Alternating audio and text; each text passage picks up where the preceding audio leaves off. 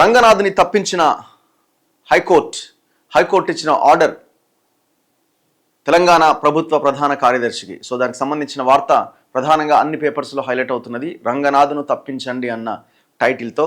హైడ్రా నుంచి రంగనాథ్ను తప్పించండి, ఆస్తుల రక్షణ పేరుతో చట్టాన్ని అతిక్రమించరాదు. జడ్జి సునీల్ కుమార్ గారు, హైకోర్టు జడ్జ్ ఈ ఆర్డర్ ఇవ్వడం జరిగింది. జస్టిస్ జూకంటి అనిల్ కుమార్ గారు. ప్రభుత్వ ప్రధాన కార్యదర్శికి హైకోర్టు ఆదేశం. ఏడాదిన్నరలో ఆయన పైన 63 కోర్టు ధిక్కరణ కేసులున్నాయి. పశ్చాత్తాపం లేని క్షమాపణను తిరస్కరిస్తున్నాం. తీర్పులో న్యాయమూర్తి వ్యాఖ్య. గ్రీకు పురాణంలో హైడ్రా అనే జల రాక్షసి అంటే అదంట పలు తలల సర్పం అట. దాన్ని జయించడం అసాధ్యం. ఎక్కడ? గ్రీకు పురాణంలో హైడ్రా అనే ఒక జల రాక్షసి ఉంటుందట. సో దాన్ని జయించడం అన్నది అసాధ్యమట. ఎవరంటారు? జడ్జి గారు అంటున్నారు. ఇక్కడి హైడ్రా కూడా అదే అభిప్రాయంతో ఉన్నట్లున్నది. ఇలాంటి దాన్ని అనుమతిస్తే ప్రజల హక్కులను పరిరక్షించే న్యాయస్థానాలకు మరణ శాసనమే. ఏడాదిన్నరలో 63 కోర్టు ధిక్కరణ కేసులు హైడ్రా కమిషనర్పై ఉన్నాయి. కోర్టుకిచ్చిన హామీని తుంగలో తొక్కిండు. న్యాయస్థానం ఆదేశాల అమలే ప్రజాస్వామ్యానికి కొలమానం. ఉల్లంఘన కోర్టు గౌరవాన్ని, ప్రతిష్టతను దెబ్బతీస్తుంది. ప్రస్తుత కేసులో కేవలం కోర్టు ధిక్కరణ పైన విచారణకే పరిమితమవుతున్నాం. జస్టిస్ జూకంటి అనిల్ కుమార్ చేసిన వ్యాఖ్య. ఇప్పుడు హైడ్రా అనే జలరాక్షసి అని రేవంత్ రెడ్డి ఒప్పుకున్నాడు కదా. హిట్లర్ దగ్గర ఒక కోర్ టీం ఉండేది. ఆ కోర్ టీం పేరు హైడ్రా. ఇక వాళ్ళకి తిరుగు లేకుండా ఉంటుండే, అందుకే హైడ్రా అనే పేరుని తీసుకొచ్చి దీనికి పెట్టినా అని. ఆయననేమో హిట్లర్ అని ఒప్పుకున్నాడు, హైడ్రా అనే పేరు అందులో నుంచి తీసుకొచ్చిందని అన్నాడు. అయిపోయాయి, కథం. ఇప్పుడు జడ్జి గారు కొత్తగా చెప్పాల్సింది కూడా ఏం లేదు. మా ముఖ్యమంత్రి ఒప్పుకున్నాడు ఇది దానికోసమే ఉపయోగిస్తున్నామని. పేదల ఇండ్లు కూలగొట్టడందుకు, పెద్దోడిని కాపాడుతందుకు తెచ్చినాయి అని చెప్తున్నాడు. ఒకవేళ పెద్దోడు కూడా మాట వినాలి, వీళ్ళు చెప్పిన మాట వినాలి, డీల్కి ఒప్పుకోవాలా.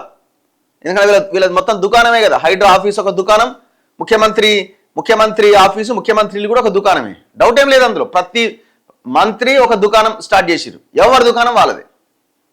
సో కాబట్టి పేదోడైతే కూలగొట్టి ఇది కబ్జా అని చెప్పుడు.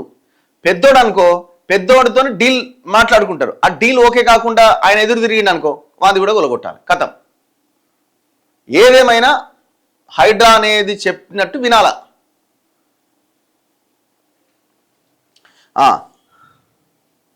ఈయనేమంటాడు రంగనాథ్? 63 ధిక్కరణ కేసులు భూ కబ్జాదారులు వేసినవే, వాటిని చట్టబద్ధంగానే ఎదుర్కొంటా, రాజ్యాంగ స్ఫూర్తితో పనిచేస్తా. హైడ్రా కమిషనర్ రంగనాథ్. అయితే ఇప్పుడు ఈయనేమంటుండు?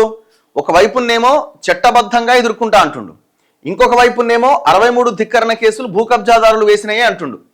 ఒకవేళ భూ కబ్జాదారులే మీ మీద కంటెంప్ట్ కోర్టు ధిక్కరణ కేసు వేసినా అది కూడా చట్టబద్ధమే కదా. అల్టిమేట్గా మీరు చట్టబద్ధంగా ఎదుర్కొంటా అని చెప్తున్న వాళ్ళు చట్టబద్ధంగానే ఎదుర్కోవాలి, కానీ కోర్టుని అతిక్రమించేది ఎక్కడిది? చట్టబద్ధంగా నువ్వు ఎట్లా ఎదుర్కోవాలా? ఇక్కడ మీరు నాట్ టు ఇంటర్ఫియర్ అన్నారా, చలో పై కోర్టుకి వెళ్ళాలి. నువ్వు నీ జేబుల నుంచి పెట్టే డబ్బులు కూడా కాదు కదా, ప్రభుత్వమే కదా డబ్బులు పెట్టేది. నువ్వు కోర్టుకు పోయినా ఇంకోటి పోయినా గవర్నమెంట్ న్యాయాధికారులు ఉంటారు, వాళ్ళే కదా పై కోర్టుకు వెళ్ళేది. ఇప్పుడు ఈ క్షణం దాన్ని గూలగొట్టకపోతే వచ్చే నష్టం ఏంది? ఇప్పుడు కాకపోతే ఇంకో 10 రోజుల తర్వాత గవర్నమెంట్ ల్యాండే అయితే మనం గవర్నమెంట్గా వస్తుంది కదా. ఒకవైపున చట్టబద్ధంగా ఎదుర్కొంటా అంటున్నావు, మరి ఇప్పుడు కబ్జాదారుడు వేసినా ఎవడేసినా కోర్టు ఒక ఆర్డర్ ఇచ్చినప్పుడు దాన్ని ఫాలో కావాలి కదా. ఇక్కడనే నీ 2 నాలుకల ధోరణి కనబడుతున్నది. హైకోర్టు తీర్పు పైన ప్రభుత్వం అప్పీల్ చేసే అవకాశం ఉందట. అంటే రేవంత్ రెడ్డి తలకాయ రేవంత్ రెడ్డి నరుక్కుంటున్నట్లు లెక్క. సింపుల్, అంతే. అంతకుమించి ఏముంటుంది? ఏం లేదు. రేపు పొద్దున మీ కాంగ్రెస్ను ఓడగొట్టాలంటే హైదరాబాద్ జిహెచ్ఎంసీ ఎన్నికల్లో పార్టీలు చేయాల్సింది ఏం తెలుసా? ప్రతి పార్టీ ప్రచారంలో వెనకాల ఒక నల్ల కలర్ వెహికల్ పెట్టి దానికి హైడ్రా అని పేరు రాయాలి. చుట్టూ తిప్పాలి. జనం ఆ వెహికల్ చూడగానే భయపడతారు. ఇక ఎవరు తెచ్చిరా అంటే రేవంత్ రెడ్డి తెచ్చిండు. ఏం అక్కర్లేదు మీకు. ఇగో అట్లా తయారు చేసిండు హైదరాబాద్ని. హైడ్రా కమిషనర్ పోస్ట్ నుంచి ఏవి రంగనాథ్ను తప్పించి ఆ స్థానంలో మరొకరిని నియమించాలంటూ రాష్ట్ర ప్రభుత్వ ప్రధాన కార్యదర్శికి హైకోర్టు సోమవారం ఆదేశాలు జారీ చేసింది. న్యాయస్థానం ఆదేశాలను విచ్చలవిడిగా ధిక్కరించడంతో పాటు పదే ఉల్లంఘించే అధికారి చట్టబద్ధ పాలనను ప్రమాదంలోకి నెట్టేసే ప్రమాదం ఉందని, అలాంటి వ్యక్తి ఆ పదవిలో కొనసాగరాదు అని వ్యాఖ్యానించింది. ఈ పరిస్థితుల్లో కోర్టు ఆదేశాలు ఉల్లంఘించిన అధికారులపైన కఠిన శిక్షలకు సిఫారసు చేయడం తప్ప మరో ప్రత్యామ్నాయం లేదన్నది. మేడ్చల్ మల్కాజ్గిరి జిల్లా మల్కాజ్గిరి మండలం లోత్కుంట గ్రామం సర్వే నెంబర్ 1, సర్వే నెంబర్ 2లోని 40 ఎకరాల భూమిలో ఈ నెల 17వ తేదీన హైడ్రా కూల్చివేతలు చేపట్టడాన్ని సవాల్ చేస్తూ Shanta Sriram constructions private limited దాఖలు చేసిన కోర్టు ధిక్కరణ పిటిషన్ పైన జస్టిస్ జూకంటి అనిల్ కుమార్ సోమవారం విచారణ చేపట్టి ఈ మేరకు ఉత్తర్వులు జారీ చేశారు. గత 5 సంవత్సరాల్లో 9,290 కోర్టు ధిక్కరణ కేసులు పెండింగ్ లో ఉండగా ఏడాదిన్నరలో 63 కేసులు ఈ ఒక్క అధికారిపైనే ఉండడంపై ఆశ్చర్యం వ్యక్తం చేశారు. ఐజీ ర్యాంకులో కార్యదర్శి స్థాయిలో ఉంటూ ప్రభుత్వ ఆస్తులను, అది జిహెచ్ఎంసీ పరిధిలోని ఆస్తులను రక్షించడం హైడ్రా కమిషనర్ ప్రధాన విధి. ఈ విషయం హైడ్రాను ఏర్పాటు చేస్తూ జారీ అయిన జీవో 99లో స్పష్టంగా ఉన్నది. అలాంటి అధికారిపై ఏడాదిన్నరలో 63 కోర్టు ధిక్కరణ పిటిషన్లు పెండింగ్ లో ఉండడం అసాధారణమని పేర్కొన్నారు. ఇప్పుడు విషయం ఏంటంటే ఈయన ఏమంటాడు, ఇవన్నీ కబ్జాదారులు వేసినవి అంటాడు. సామాన్య ప్రజలు వేసిన కంటెంప్ట్లు ఏం లేవా? సామాన్య ప్రజలు వేసిన కంటెంప్ట్స్ ఏం లేవా? కూలగొట్టడానికి శనివారం ఆదివారం ఎందుకు ఎంచుకోవాలా? కోర్టు కూడా చెప్పింది శని ఆదివారాల్లో వెళ్ళొద్దు అని. వేరే వాళ్ళకి మాత్రం లంచ్ మోషన్లు, హౌస్ మోషన్ వేయడానికి మాత్రం అవకాశం కల్పిస్తావు. సామాన్య ప్రజలు కూలగొట్టడానికి మాత్రం శనివారం ఆదివారం వచ్చి కూల్చిపడేస్తావు.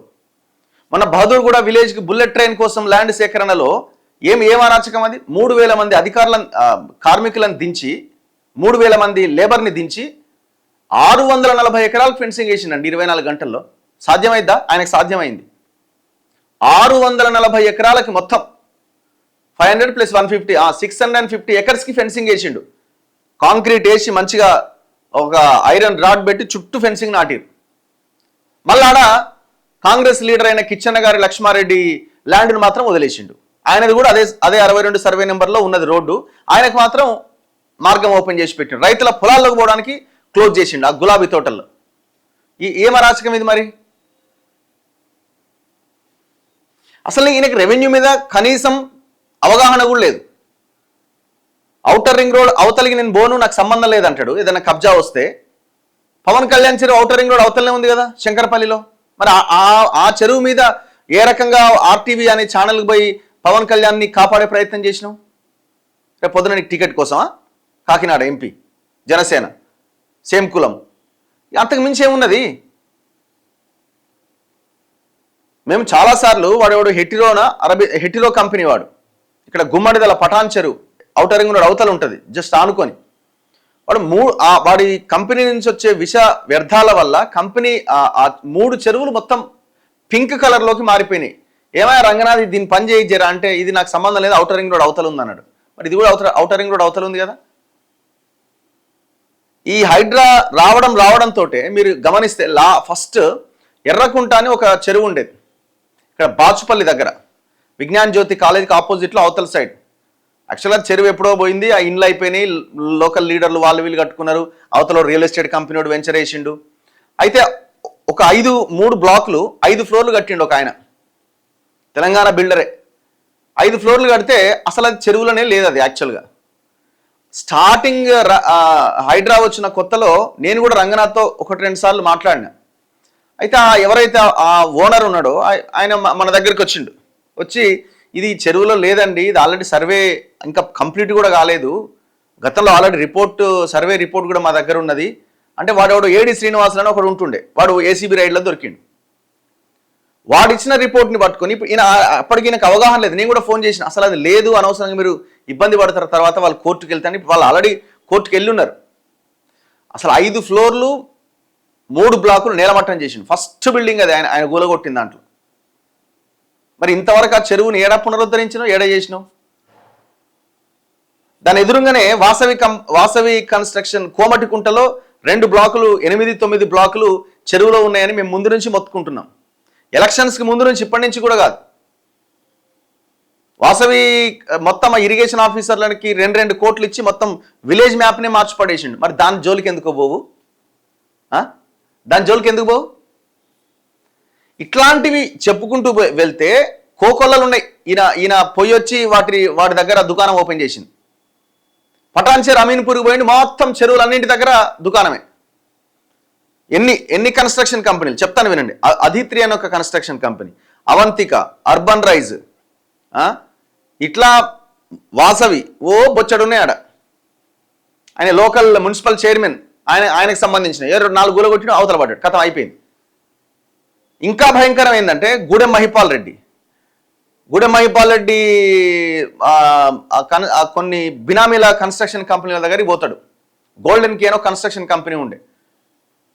సో వాళ్ళ దగ్గరికి పోయి మరి ఏం బెదిరించిండో ఏమైందో తెలియదు. వాళ్ళు రాత్రికి రాత్రి గూడెం మహిపాల్ రెడ్డి తమ్ముడు హైడ్రా ఆఫీస్కి వస్తాడు 11:30-12 గంటలకి. లోపల ఏం మాట్లాడుకున్నారో ఏమో, కథం దాన్ని మర్చిపోయింది, పక్కన పెట్టేసిండు. కథం ఈయనట చట్టబద్ధం అట, మొత్తం కబ్జాదారులు వేసిన పిటిషన్లట, ఇంకేమైనా కాదు. టోటలీ హైడ్రాని అసలు ఎవరైతే హార్డ్ కోర్ కాంగ్రెస్ నాయకులు, ఎవరైతే లాయల్ కాంగ్రెస్ ఎవరైతే ఉన్నారో, మీ పార్టీని బొందబెడుతుండ్రు నాయన రేవంత్ రెడ్డి. ఈ హైడ్రా అనే దాన్ని తీసుకొచ్చి కూడా అదే పని చేస్తున్నాడు. మీకు అర్థమైతలేదు అది. అండ్ ఇంకొకటి, హైడ్రా అవసరం ఉందా లేదా చాలా మంది ఈ డిబేట్ కూడా పెడుతున్నారు. నేనేమంటున్నాం అంటే, ఇప్పుడు చెరువులను కాపాడాల్సిన వాళ్ళు ఎవరు? ఇరిగేషన్ ఆఫీసర్లు. ఏం చేస్తున్నారు? జీతాలు ఇస్తలేరా? గవర్నమెంట్ ప్రజలు ట్యాక్సులు కడితే ఆ జీతం వస్తలేదా? ప్రభుత్వ భూములు కాపాడాలి, రెవెన్యూ అధికారులు ఏం చేస్తున్నారు? ఎంఆర్ఓ, ఆర్డీఓ, కలెక్టర్, ఈ అధికారులు అంతా ఏం చేస్తున్నారు? ఇప్పుడు మళ్ళీ దానికి సపరేట్గా ఇంకొక హైడ్రా అనే వ్యవస్థ దేనికి? మళ్ళీ చెరువులు కాపాడుతందుకు ఇరిగేషన్ ఆఫీసర్లు ఏం చేస్తున్నారు? హైడ్రా వచ్చిన తర్వాత ఇంతవరకు ఒక్క ఆఫీసర్ మీద, తప్పు చేసిన ఒక్క ఆఫీసర్ మీద ఒక్క కేసు పెట్టిరా చెప్పండి? ఇవన్నీ అడగొద్దు మనం. ఏ ముఖం పెట్టుకుని ఇంకా ప్రభుత్వం అప్పీల్కి పోతున్నది? హైకోర్టు ఇచ్చిన జడ్జిమెంట్ మీద సింపుల్గా తీసి పక్కన పెట్టండి ఆయన్ని. ఒకవేళ హైడ్రా ఉండాలి అనుకుంటే ఒక హానెస్ట్ ఆఫీసర్ని పెట్టండి. మీ దుకాణం కోసం, మీ సంచులు నింపుకుంటందుకోసం హైడ్రాని వాడుకోకండి. ఇంకోటి ఏమంటుండే, నేను 10 చెరువులు పునరుద్ధరిస్తున్నా అంటుండు. ఏం పునరుద్ధరించినావు నువ్వు? ఎవడైతే కబ్జా చేసిండో దాన్ని లీగలైజ్ చేసినావు. ఇప్పుడు నల్ల చెరువు ఉప్పల్ దగ్గర చూడండి ఎంత ఉన్నది, ఇప్పుడు ఎంత ఉండాల్సిన చెరువు ఇప్పుడు ఎంత ఉన్నది?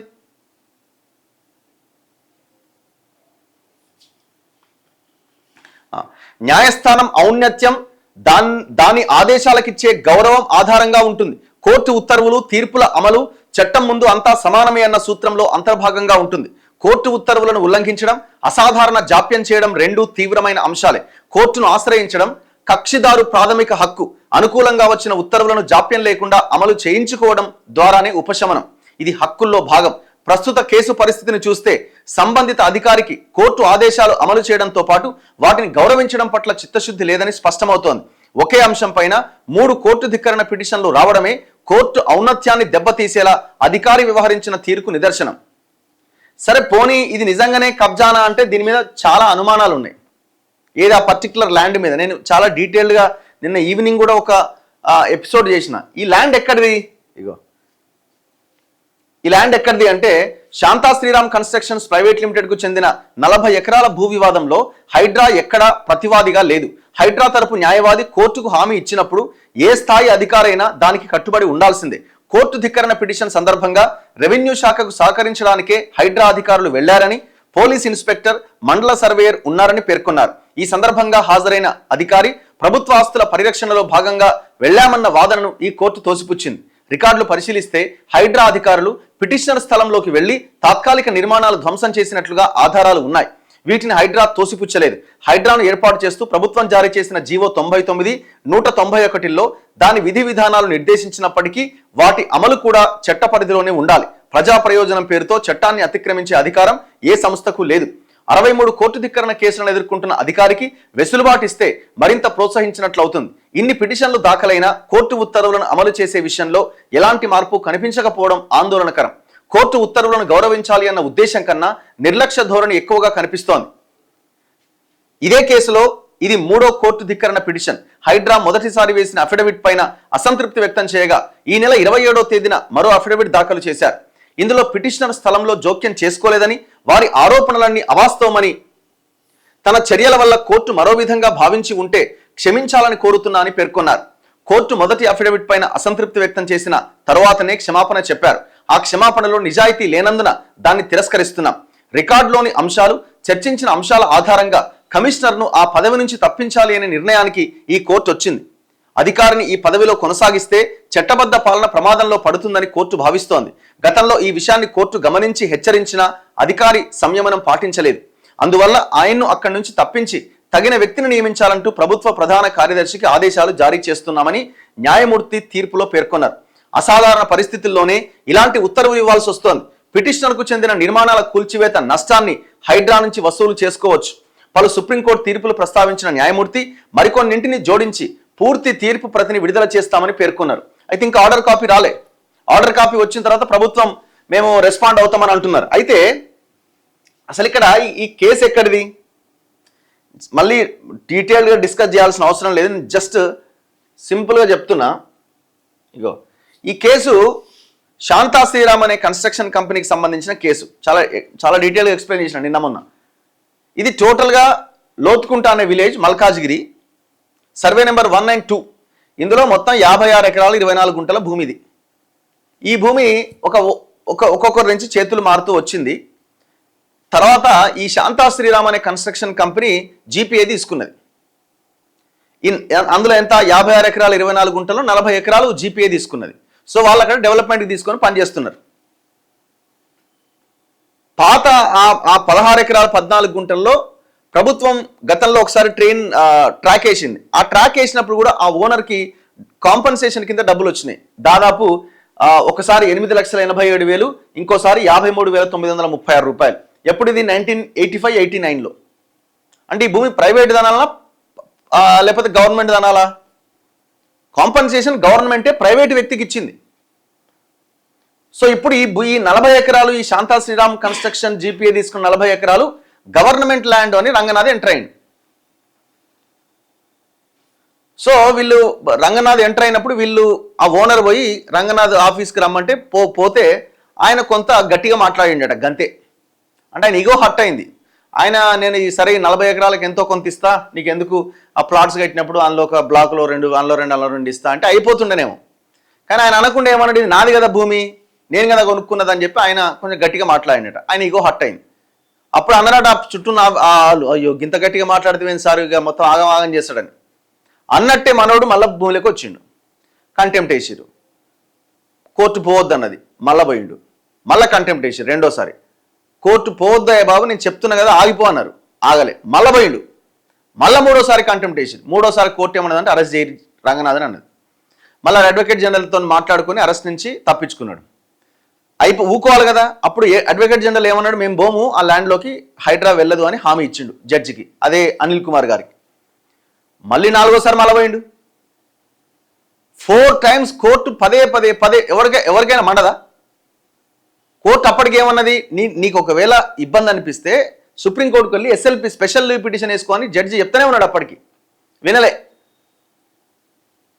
అసలు ఈ రంగనాథ్కి దమ్ముంటే ఇప్పుడు ఈ 40 ఎకరాల దాని మీద పవర్ పాయింట్ ప్రజెంటేషన్ ఇవ్వు నువ్వు. ఇది గవర్నమెంట్ ల్యాండ్ ఎట్లా అయింది, ప్రైవేట్ ల్యాండ్ ఎట్లా కాదు అన్నది ప్రజెంటేషన్ ఇవ్వు. మేము డిసైడ్ చేస్తలేం. ఒకవేళ కనుక ఇది గవర్నమెంట్ ల్యాండ్ అని నువ్వు ప్రూవ్ చేస్తే అప్పుడు మాట్లాడదాం. ఈ పర్టికులర్ ల్యాండ్ మీద ఎందుకు మాట్లాడతలేవు నువ్వు? ఆ కోర్టు ఏ దాన్ని బేస్ ఏ ల్యాండ్ని బేస్ చేసుకొని ఏ పిటిషన్ని బేస్ చేసుకొని తీర్పిచ్చిందో ఆ పిటిషన్లో ఉన్న వివరాలని ఎందుకు ఎక్స్ప్లెయిన్ చేసే ప్రయత్నం చేస్తలేవు ఇంతవరకు? ఎంతసేపు 63 మంది కబ్జాదారులు అంటున్నావు కదా, దీన్ని ఎక్స్ప్లెయిన్ చేయ కదా, ఈ ల్యాండ్ని ఎక్స్ప్లెయిన్ చేయి.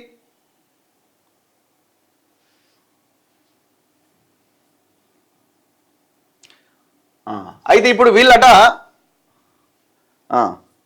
ఇప్పుడు రంగనాథ్ పోతే మరి ఎట్లా? అందుకే రేవంత్ రెడ్డికి భయం అవుతుంది. అరే మరి మన కంపెనీ వాళ్ళంతా సగం పైసలు ఇచ్చిన పైసలు ఎట్టు పోవాలి, మరి రేపు దుకాణం ఎట్లా సంచి ఎట్లా నిండాలని రేవంత్ రెడ్డి భయపడుతుండట.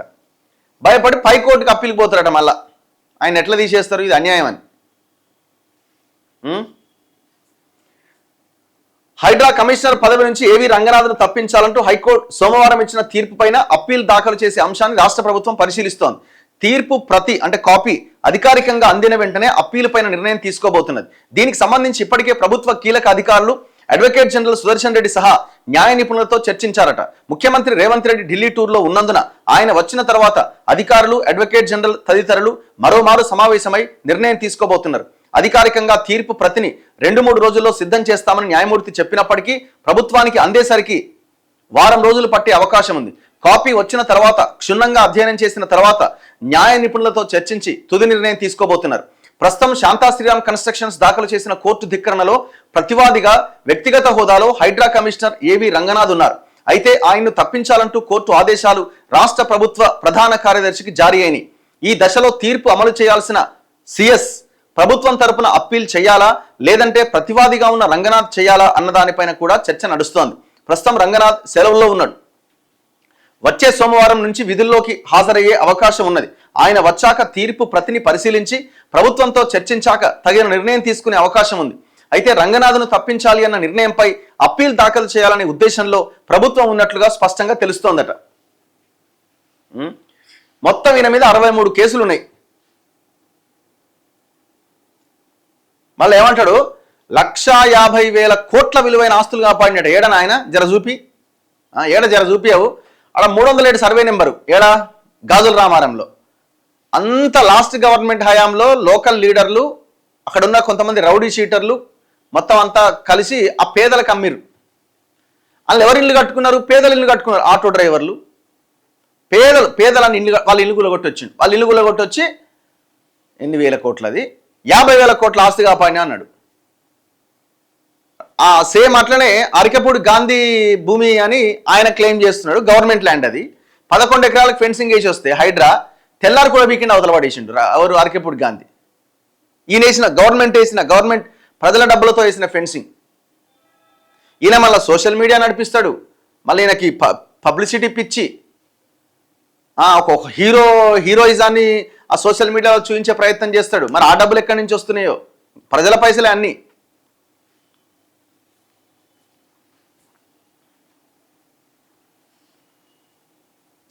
లోతుకుంట భూమి విషయంలో దాదాపు 10,000 కోట్ల విలువైన భూమిని శాంతా శ్రీరామ్ అనే స్థిరాస్తి సంస్థ కొట్టేయాలని చూసింది.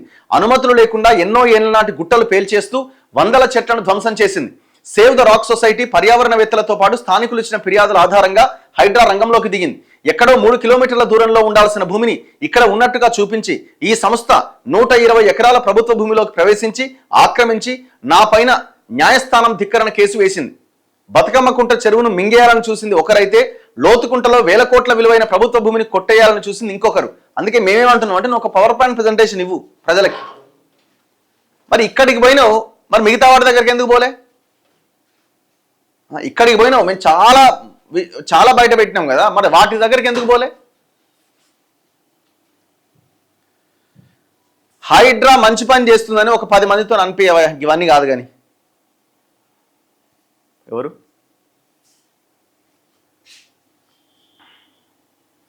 రేపు రేవంత్ రెడ్డి ఏం చేయాలంటే, జిహెచ్ఎంసీ ఎలక్షన్స్ అప్పుడు హైడ్రా చేసిన మంచి పనికి రెఫరెండం ఎలక్షన్ అని వెళ్ళమనండి. ఎలక్షన్లకి ఒక్క కార్పొరేటర్ గెలిచడం చూద్దాం.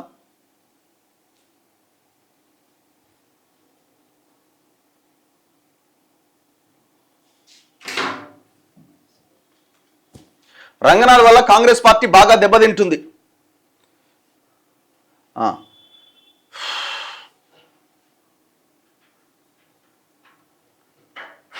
మొన్ననే గంట చెప్పినావు హైడ్రా న్యూస్, ఇంకా వేరే న్యూస్ చెప్పయ్యా. జనానికి కూడా పిచ్చిలేస్తున్నది విని విని. మీరు అన్నది కూడా కరెక్టే, తప్పేం కాదు. కోర్టు మంచి పని చేసింది. మాట్లాడదాం, మీరు ఇవన్నీ దీని మీద డిస్కస్ చేద్దాం. రఘు గారు, క్రాంతిదళ్ పార్టీ పెడితే మీరు అందులో జాయిన్ అవుతున్నారా? నేను పాలిటిక్స్కి దూరంగా ఉంటున్నాను ఎప్పుడో చెప్పినాను కదా. నాకు ఇప్పుడైతే ఆలోచన అయితే లేదు.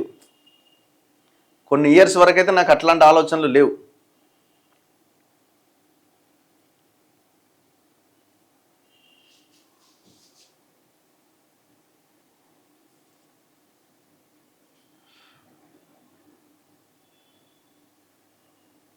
హైడ్రా హఠావో హైదరాబాద్ బచావో, హైదరాబాద్ వాల్యూ డిక్రీజ్డ్.